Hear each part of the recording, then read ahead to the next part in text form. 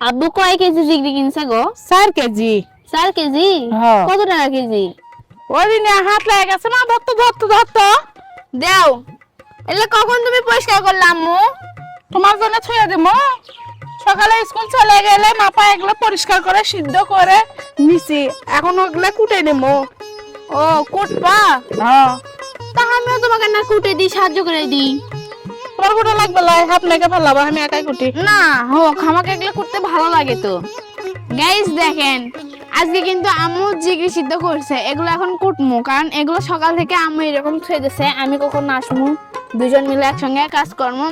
তো এই জিগরি খাইতে কিন্তু অনেক ভালো লাগে, দেখতে কেমন হলেও তারপরে এটা রান্না করার পর এটা স্বাদই অন্যরকম। মার্কেটে এর এত চাহিদা যে আব্বু খুঁজতে খুঁজতে অনেক খোঁজার পর পাইছে, কারণ আম্মু আবদার করছিল খাবে বলে, এই জন্য নিয়েই আসছে ফাইনালি। এক সময় এই জিগরি খায়নি মানুষ, আর এখন পাওয়াই যায় না। এখন বাজারে কিনতে গেলে 3-4 দিন আগে থেকে সিরিয়াল দিয়ে রাখতে হয়। তো সকালে এটা ভাপ দেওয়ার পরে যে পানিটা বাঁচছিল সেটা কিন্তু আম্মু ফেলে দেয়নি, ওই পানিটা জমিয়ে রাখছিল, আর সেই পানিটা জমার পরে কিন্তু এই যে এই চর্বিগুলো জমা হয়েছে। এখানে থও, আমি পরে তুলি পানি থেকে, আমার তুলতে ভালো লাগে, আমি তুলি। পুড়ে যাবি মা। ইরে কত বড় বড়। আমি তো জানি কাজের সময় তুমি এরকম হাপুর হুপুর করবা। আমাকে এগুলো করতে ভালো লাগে তো আম্মু। হ্যাঁ, যখন ময়লা ছিল ভুঁড়ি তখন হচ্ছে পরিষ্কার করবে রাসুনি। তখন তো আমি বাদ ছিলাম না, আমি তো স্কুলে গেছি। গাইস দেখেন, এখন যিনি আমার সাথে কাজ করবি, জিগরি গেলে কুটে নিবি। হ্যাঁ আম্মু কুটে দেবো, এটা আগে তুলি, দাঁড়াও।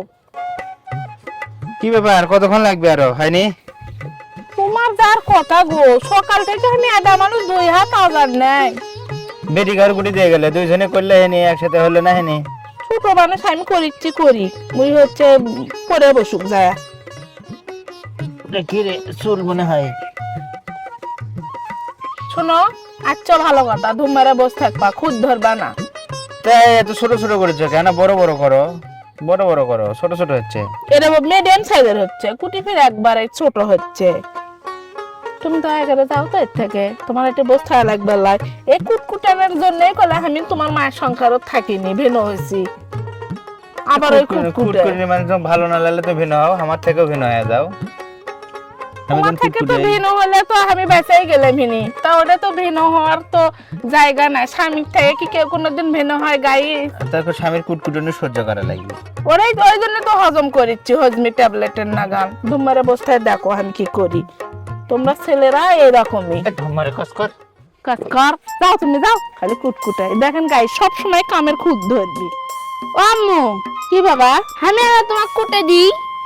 না না, তোমার কোটা লাগবে লাই। তোমার ভাইয়া পরে আসে যে ভাত খাবার চাবি, তুমি যা ভাত তুলে দাও একটু, যাও। না আম্মু, আমি কুটবো, আমাকে এগুলো করতে ভালো লাগে।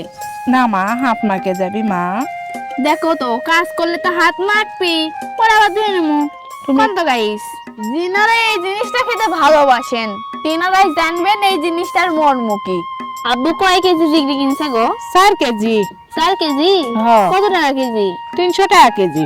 300 টাকা? হ্যাঁ। 300 টাকা কেজি? 4 কেজি কিনে আনছে, সেই 4 কেজি জিনিস সিদ্ধ করে তাকে মাইতে না হয়ে গেছে। না মা, জিগরি গেলে কিনছে, ভালো কিনছে, সুন্দর। তারপরে পরিষ্কার করলাম, করে জাল দিয়ে তাকে মানে অল্প একটু হয়ে গেছে। তো গাইস, আপনারা এইভাবে মা মেয়ে দুইজন হাতে হাত দিয়ে কাজ করি, আর আমাদের কাজগুলো এগিয়ে যাক।